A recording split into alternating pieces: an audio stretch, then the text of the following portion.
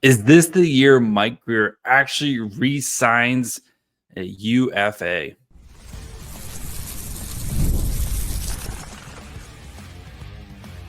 You're Locked On Sharks, your daily podcast on the San Jose Sharks, part of the Locked On Podcast Network, your team every day. Hello, welcome to Locked On Sharks, the premier hockey podcast covering your favorite team in the Bay Area. My name is JD Young, caretaker at the Reef, also the co-host of Locked On NHL. I want to thank you for making Locked On Sharks your first listen. Proudly part of the Locked On Network. We cover your team every day. And if you want to be an everydayer, all you have to do is just follow on wherever you get podcasts.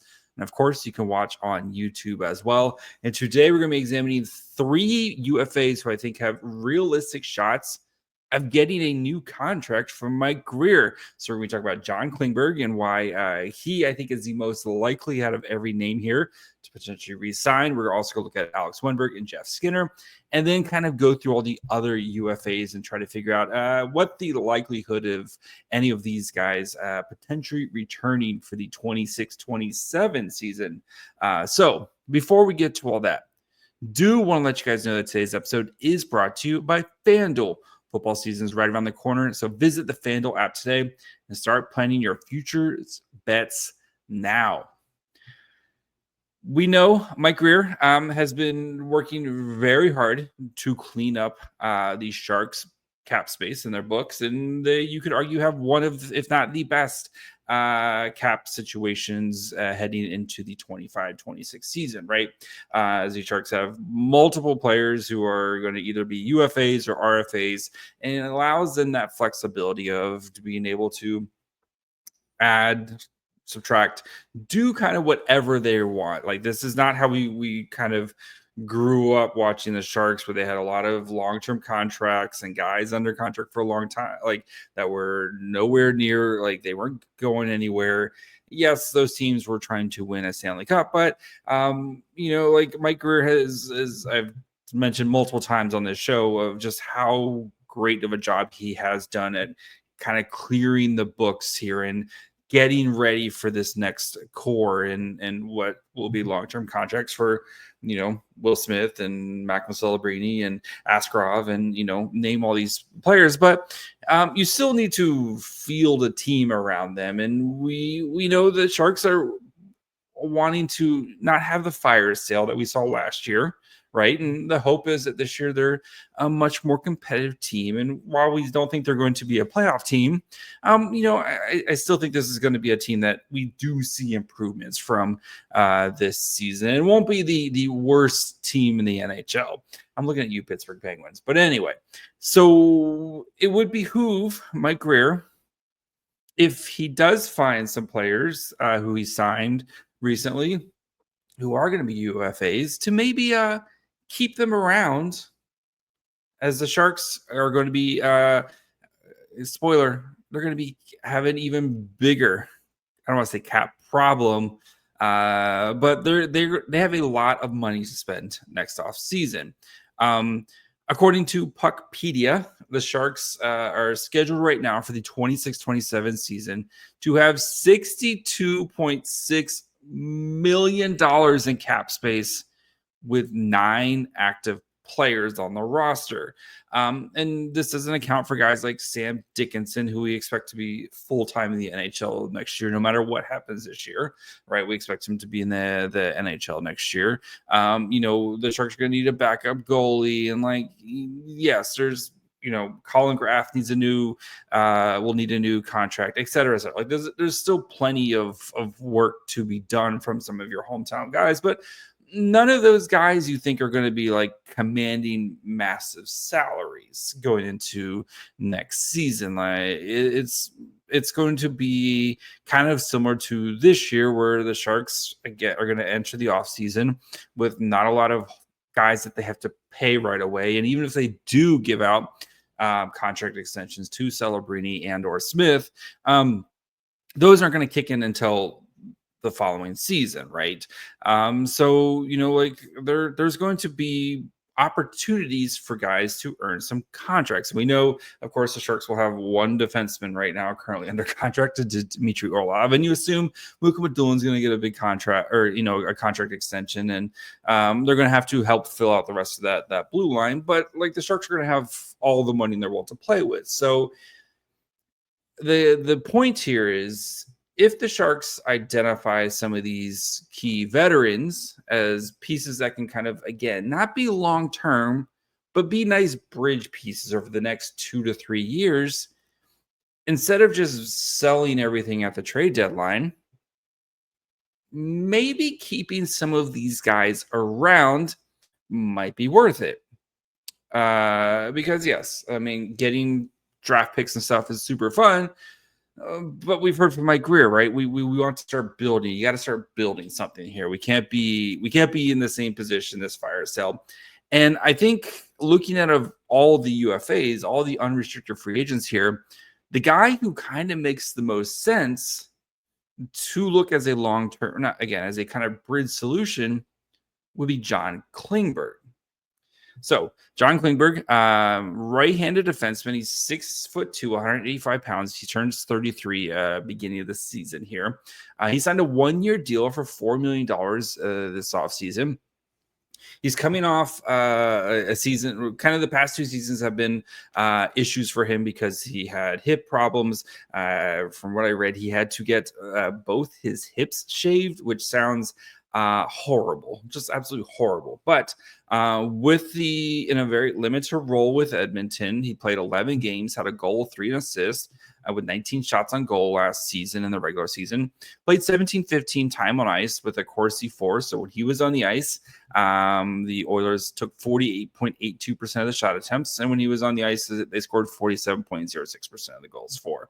In the playoffs, he played 19 of their 22 playoff games, and he also chipped in 4 points during that time as well, including a goal. And saw his ice time raise up a little bit during the playoffs. So I think the path for Klingberg to potentially sign an extension is, the Sharks just don't have an offensive defenseman like him. And yes, it's been several years since we saw Klingberg as one of the best offensive defensemen in the NHL. And is he going to recapture all of that magic? No, probably not. But can he still be effective? And I think that's what you're hoping for, right? Is that he can, he's the de facto power play quarterback, right? And a power play that struggled at times from the past couple seasons because they haven't had a real quarterback.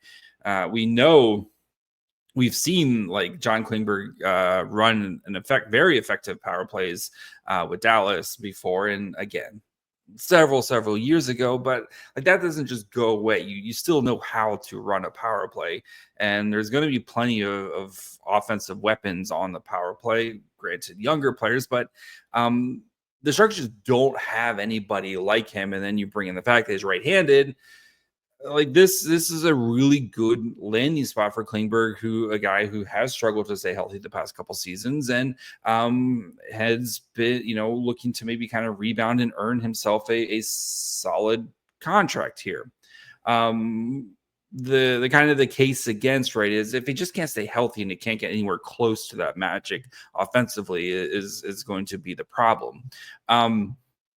We know Klingberg not really known for his defense, and if he's not kind of providing for you offensively, it's kind of the old Erik Karlsson thing, right? Erik Karlsson was so amazing on offense that it makes up for his lack of defense. John Klingberg, if he can be good enough on offense and just kind of hang in there on defense, that will kind of work itself out. So I think, though, because the Sharks just don't have anybody else, and yes, we know Sam Dickinson's on his way, and Luca Cagnoni and some of these other players are going to start to kind of enter the fray here, but none of those guys really kind of do what Klingberg does right now, with maybe the exception of Cagnoni. But are we sure Cagnoni is ready to be a full-time NHL player this year or even next year? Maybe not, right? And I think Klingberg is a guy where if he comes in and has a really nice season, he does have a full no trade clause until January 30th, and then it switches to I think it's hold on, I have it right here, a 14-team no trade list. So it's, he's still pretty much gets to choose where he wants to go. If he comes in and he produces and he seems happy and he likes it, he should be a guy that the Sharks look to extend. And I'm not saying like any of these are long-term deals, but I think if you look at maybe a 2-year deal right around, $4.5 million a year, to kind of come in and be that bridge kind of offensive defenseman, I think that's something that both parties would be interested in doing. Granted, Klingberg kind of comes in and fulfills his expectations and shows that he can stay healthy for a season. And from the sound of it, again, it does sound like he's healthy and back together. And he played, a bunch down the stretch. It was pretty solid for Edmonton. Granted, in a smaller role. So we're going to next look at two forwards here, and Jeff Skinner and Alex Wennberg, and try to determine if these guys might also kind of be that same bridge type of players while the Sharks wait for some of their younger guys to develop. So we'll continue discussing some UFAs here in just 1 second. August 26th is officially FanDuel Futures Day, a brand new holiday for football fans who live for bold predictions and preseason hunches. For just 24 hours, FanDuel is giving you deals on NFL season predictions. So whether you're calling for your MVP, eyeing a long shot division winner, or ready to crown your Super Bowl champ before week 1 even kicks off, this is your moment. I think it's Joe Burrow's year for the MVP, right? Jamar Chase, pretty good. I think this is kind of with all their offensive weapons and stuff. We know last year just wasn't Joe Burrow's season, especially with everything kind of falling apart. I think this is the year where Joe Burrow wins his first MVP. So I'm taking that one. So visit FanDuel app today and start planning your future bets now, because Futures Day is 1 day and 1 day only. FanDuel, play your game.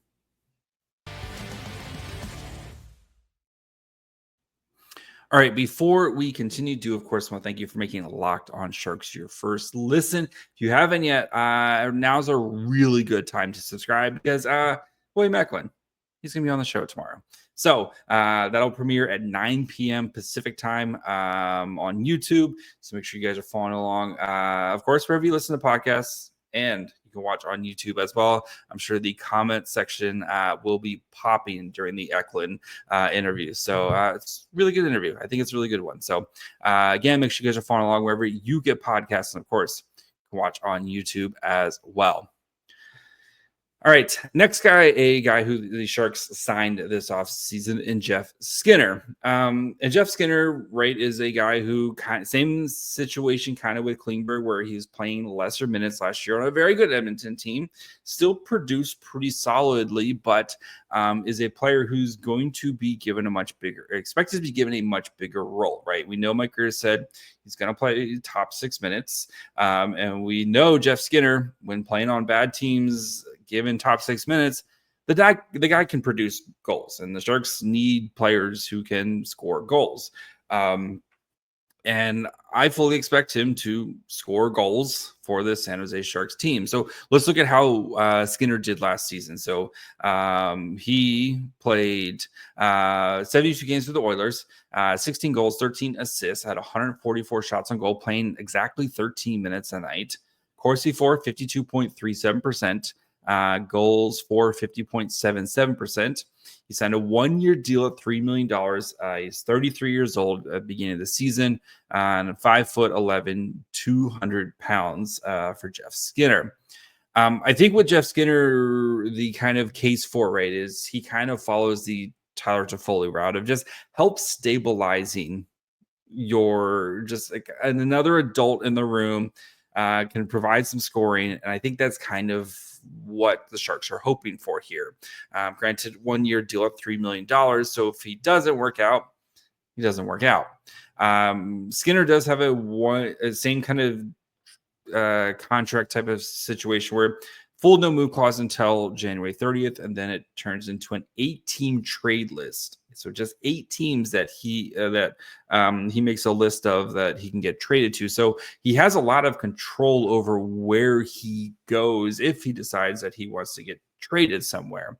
I think for Skinner, if he comes in, scores, is on his way to scoring 25 goals for you, yes, maybe a team finds that very valuable at the trade deadline. But if you don't get blown away with an offer, like Skinner, I feel like is a perfect guy to re-up and have playing for you. And especially, I think, though, with Skinner, the big thing is, how do your young wings look, right? And you have Igor Chernyshov, and you have Quentin Musty, and you have Cam Lund and Kasper Holtonen, and a lot of these other guys who are going to be pushing for NHL jobs sooner rather than later. But if you feel like these guys aren't going to be ready to contribute at a high volume over the next season or so, I think keeping Jeff Skinner around and to help insulate Will Smith or Michael Misa or Macklin Celebrity, whomever, your top 6 centers, your young top 6 centers, keeping a guy like Jeff Skinner around who kind of gets to the dirty areas, can score goals there, and as a guy who's put up multiple 30-goal seasons in his career, I don't think it's the worst thing in the world, right? And again, I'm not saying sign these dudes to massive long-term extensions, but look at I think a similar contract to kind of keep an eye on for Jeff Skinner would be what did I have it right here? Sorry, would be like the Kyle Palmieri contract, where he signed a 2-year deal at a little under $4.75 million. Put up kind of similar numbers: 24 goals, 24 assists in 82 games last year. And if Skinner's anywhere near that, and again, for a team that has $60 million in cap space, that's not going to break the bank for you. And that contract's going to clear out by the time you're having to pay some of your other guys here. So that's kind of where I would lean with him. If he does what he's expected to do, but your wingers you feel like aren't ready, I think that's where you kind of go with him.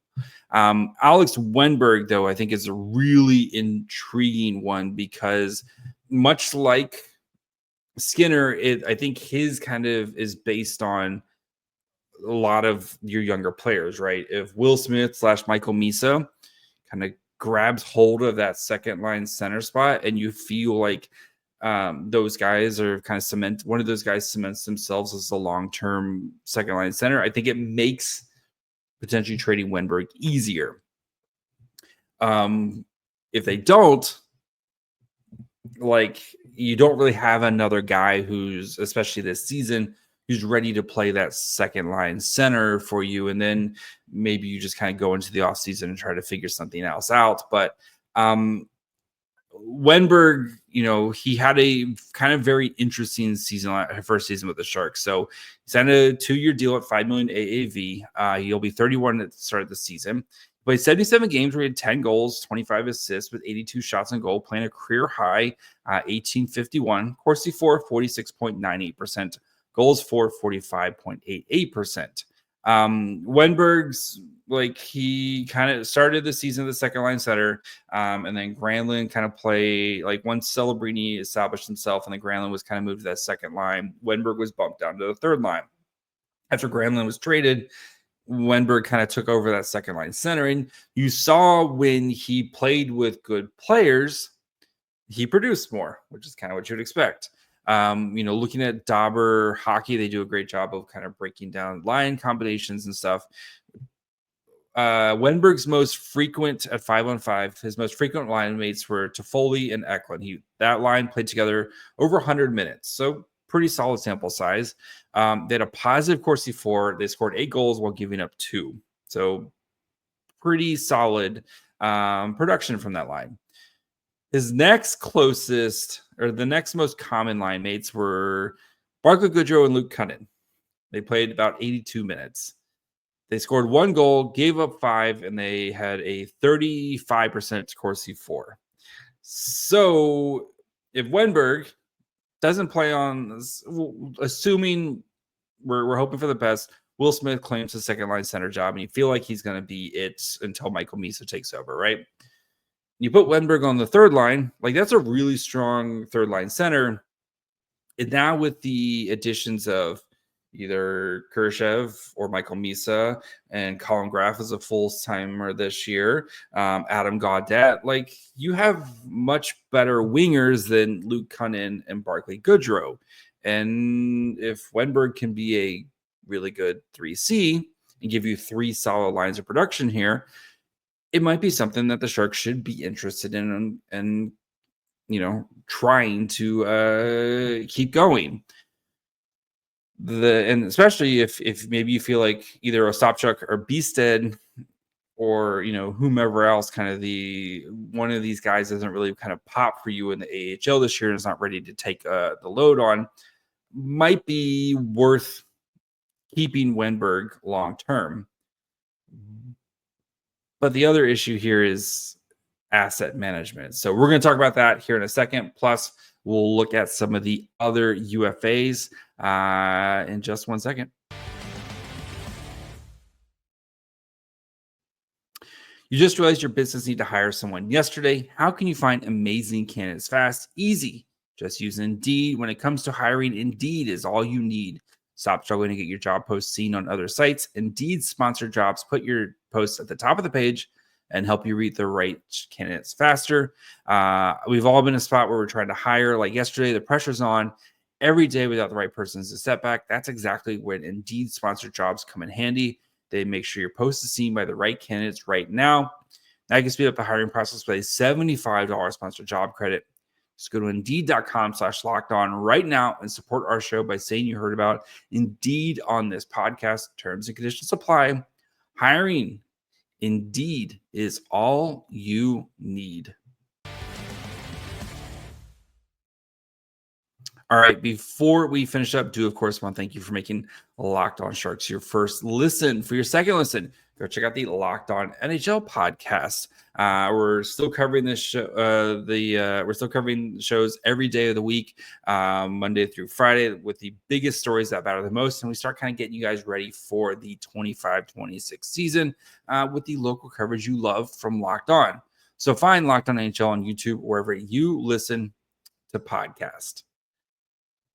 All right, so there's like a legitimate argument to keep Wennberg, right? If you feel like your 3C's position, one of the Ostapchuk or Beasted or, whomever else is not ready to kind of take the mantle, or if you want some more kind of backup in case Misa or Smith is not ready to be your second line center, keeping Wennberg makes a lot of sense. The problem is guys like Alex Wennberg are hot commodities, especially around the trade deadline. Teams are always looking to upgrade their middle six centers. And you look at some of the trades last year, and yes, I know teams were more willing to part with picks last year because they didn't have, because we knew the draft wasn't as strong, et cetera, et cetera. But still, right, everybody was looking for players. You look at a guy like Trent Frederick, right? Got a second round pick last year for him.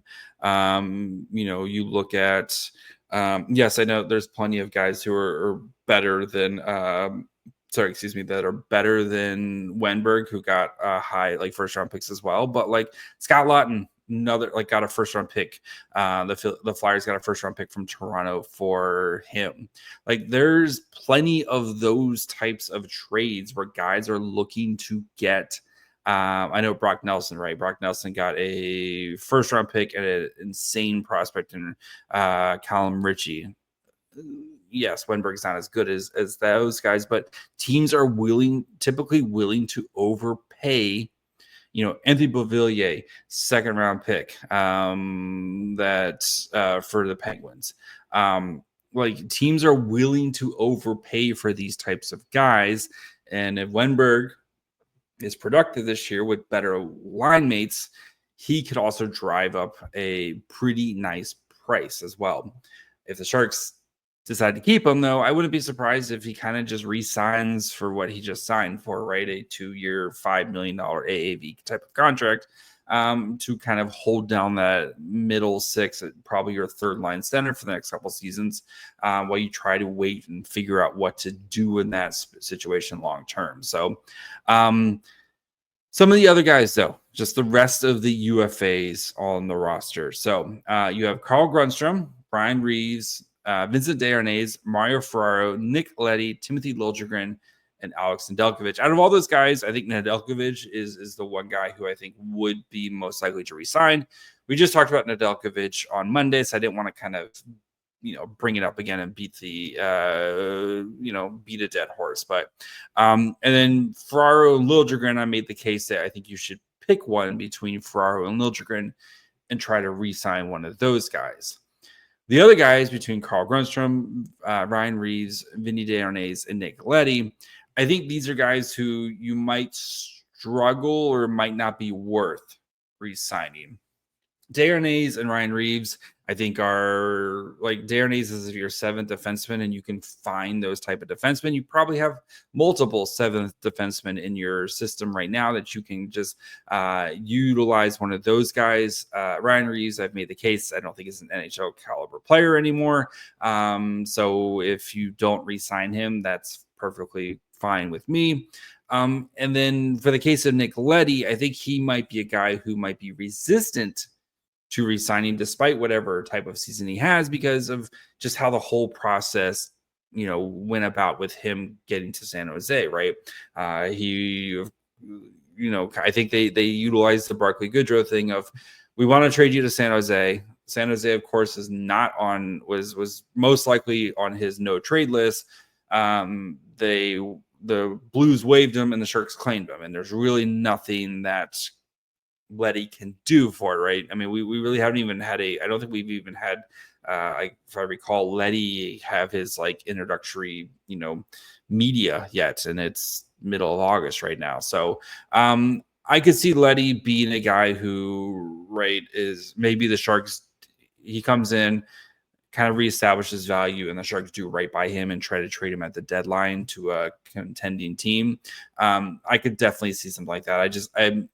I don't know. Again, we don't know if he's unhappy and stuff. I'm just trying, if I was, basically was like, I don't want to go there, and I end up going there anyway, probably not going to be super happy myself. So, but who knows? Maybe he gets here and he really likes it and wants to sign. But as of right now, I think the Leddy situation, I would be surprised if that is a potential contract that happens. So, but yeah, I think out of all these guys, Klingberg, I think, makes the most sense, because there's just not a lot of guys right now who do what he does. And if Klingberg comes in and kind of lives up to the expectations of being the number one power play quarterback and driving more offense on the blue line, I don't see why Mike Grier wouldn't want to try to lock him in for a couple seasons while you wait for your Dickinsons and some of your other guys to kind of continue to mature. So that's going to be it for me today. We'll be back tomorrow.